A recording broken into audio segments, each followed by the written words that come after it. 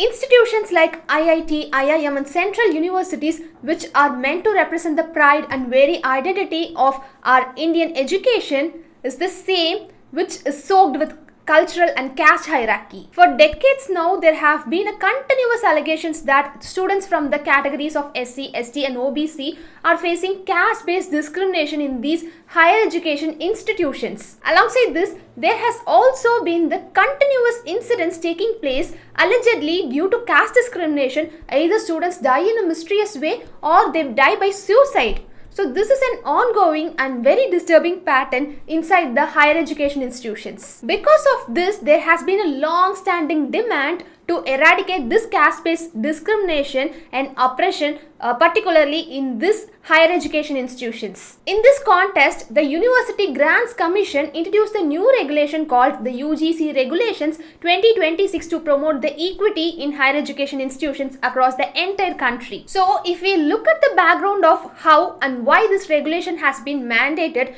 we have to go back to 2016.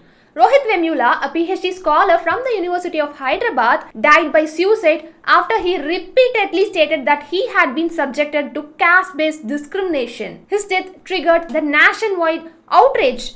And in this case, even the Vice Chancellor of the university was directly accused. Similarly, in 2019, Payal Tadvi, a National Medical College student, also died by suicide. In her case too, allegations of caste-based discrimination were raised, leading to nationwide controversy. So following these incidents, the mothers of Rohit Vemula and Payal Tadvi, Radhika Vemula and Abeda Salim, both they approached the Supreme Court of India. So both the mothers demanded or they filed the case demanding that these higher Indian institutions should not have the caste-based discrimination anymore and that concrete rules and regulations must be created to prevent such discrimination and such suicides or deaths. For more than 6 years, they continued the battle. During that time, the Supreme Court also asked repeatedly several questions to the union government like, how are you going to stop this discrimination in the higher education institutions? What mechanisms are you going to use? And how do you address the complaints? Like that, so many questions were asked, and based on the directions and pressure by the Supreme Court, the UGC finally created the UGC regulations of 2026. However, from the moment that the regulation was introduced, there were several opposition from the upper caste students and upper caste organizations. There were continuous campaigns claiming that this regulation should not be implemented, and once it was implemented, the students from OBC, SC and ST could easily false accuse the general category students. Just like the massive protest of the upper caste groups during the implementation of the Mandal Commission recommendations for OBC reservation, similar protests were also made for this UGC protest too. So even calls were made for the All India Bandh on February 1st and aggressive propaganda were carried out through social media and caste-based associations through upper category groups. So this raises an important question: what exactly made these upper caste students to protest so aggressively and to block this regulation? So to kind of answer this or to understand this, we must know what exactly or what actually is happening inside the campus of higher education institutions in India. So according to the official UGC data, between 2014 and 2021, nearly 68 SC, ST and OBC students died by suicide in higher education institutions. And out of these, 18 students died inside the IITs alone. UGC data also clearly states that the complaints against the caste-based discrimination has been steadily increased over the last 5 years. So for those who ask, do really caste-based discrimination happens today, especially in the central universities or elite institutions? To kind of answer this, the UGC has its own data. In 2019, there were 173 complaints of caste-based discrimination, and by the academic year of 2023 to 24, this number has increased to 378, which is more than double. And in the overall last 5 years combined, they have raised to 1,160 caste-based discrimination officially recorded by the UGC itself. On one side, SC, ST and OBC students are facing discrimination. But on the other side, the minority students are also facing discrimination. The prominent example is Fatima Latif, a student from IIT Madras who who died by suicide, accusing a professor for religious harassment. So this incident also sparked nationwide debate. So students from Tamil Nadu belonging to SC, ST and OBC communities have repeatedly faced the caste-based discrimination and deaths in the central institutions of India. In 2016, Saravanan from Tirupur died under mysterious circumstances who studied at AIIMS, Delhi. In 2017, Muthu Krishnan from Salem, a JNU student, also died in a mysterious way by suicide.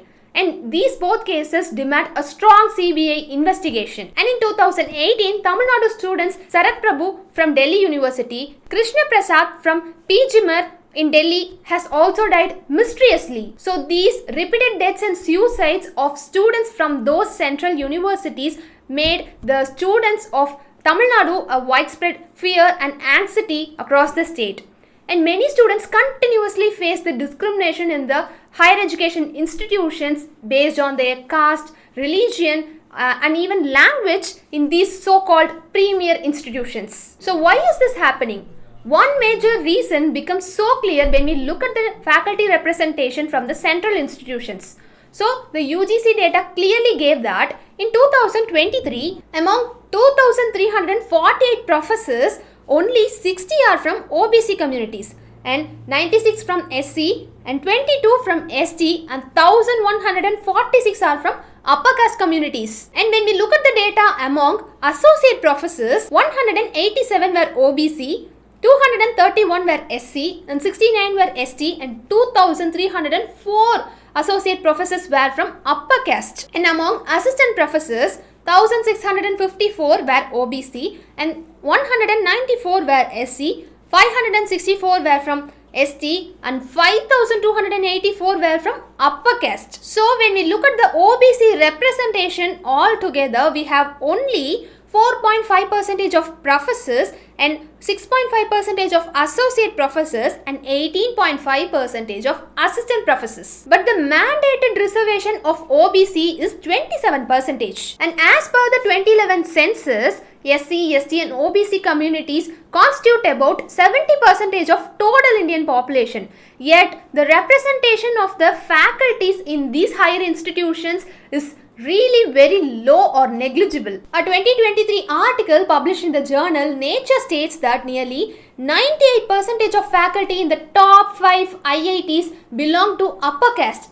And RTI data also says that 8 IITs and 7 IIMs, more than 80% of faculty are from upper caste. And specific figures include IIT Bombay has 92% of upper caste faculty and IIT Kharagpur has 91%, IIT Delhi has 89% and IIT Guwahati has 88% and IIT Kanpur has 87% and IIT Gandhinagar has 86% of upper caste faculties. So these institutions have effectively become the fort for upper caste, leaving no space for social equity. Another shocking fact is that the reserved positions or the reserved faculty members for SC, ST and OBC faculty members are deliberately left vacant. So 80% of OBC professor posts are vacant and nearly 83% of ST professor posts are vacant and nearly 64% of SC professor posts are vacant. Even at IIT Madras in 2018, hostels had 2 entrances. One is for pure vegetarians and another is for non-vegetarians. So to even more, non-vegetarians has separate wash basins to wash their hands. So this discrimination went beyond food preferences and it narrated a code-based or caste-based system. And even Ambedkar and Periyar Study Circle also protested against this. So despite claiming modernity in education, these institutions are still regressive and most of the faculty positions are occupied by the upper caste. So reservation has been not properly implemented and naturally students also faces discrimination. So this contest is what led to the UGC to frame this rule. But now the upper caste students also demand that they too be included in the victim list of caste-based discrimination. Logic that caste discrimination happens not because of dominance, it happens because of social and educational backwardness. Just like during the Mandal Commission period, where the claims were made that if OBC reservation were made mandatory, the upper caste communities will suffer, the same rumor or the same spread of fear is now happening in this UGC regulation too. So what is shocking is that the Supreme Court only has asked the UGC to frame regulations, but the same Supreme Court is now giving stay to this regulations itself. And this is not something new. In 1951, the reservation in the Madras Presidency was struck in the courts, but it was later restored through political struggles. Tamil Nadu has a long history of fighting such battles, including the Mandal movement. But despite the actual recommendations of the OBC reservation of Mandal movement, it was falsely portrayed as conspiracy against the upper caste students, which is untrue. Even critics agree it has flaws, especially in giving too much power to the educational heads. But the demand is to strengthen it and not to scrap it. So the constitution promises equality, and calling the rule as regressive while defending the caste-dominated campuses is absolute contradiction. So despite the protest of general category students all over the country, strengthening and implementation of this rule is the only way to move towards the caste-free and equal higher education. Thanks for watching and see you in the next video.